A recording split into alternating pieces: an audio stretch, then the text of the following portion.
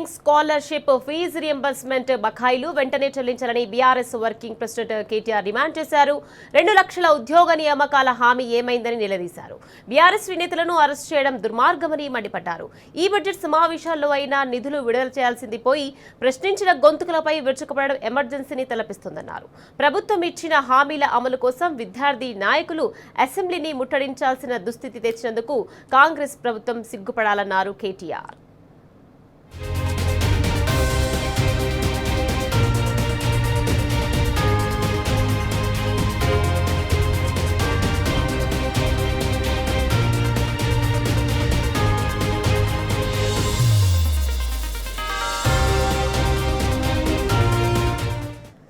కాంగ్రెస్ కు ఓటేస్తే తొలి ఏడాదిలోనే 2 లక్షల ఉద్యోగాలు భర్తీ చేస్తామని చెప్పారని కేటీఆర్ గుర్తు చేశారు.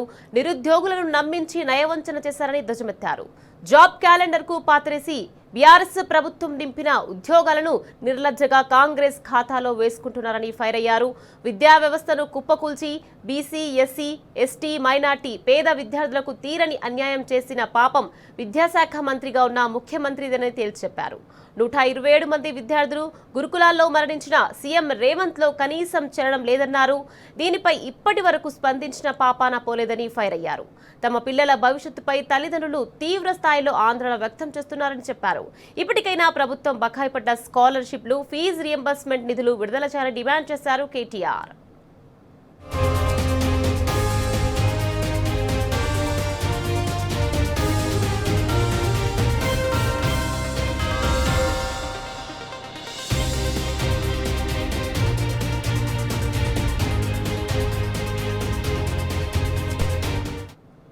ఇక 2 లక్షల ఉద్యోగాలు భర్తీ చేస్తామన్న మాటను 3 ఏళ్లు కావస్తున్నా ప్రభుత్వం నెరవేర్చలేదని కేటీఆర్ అన్నారు.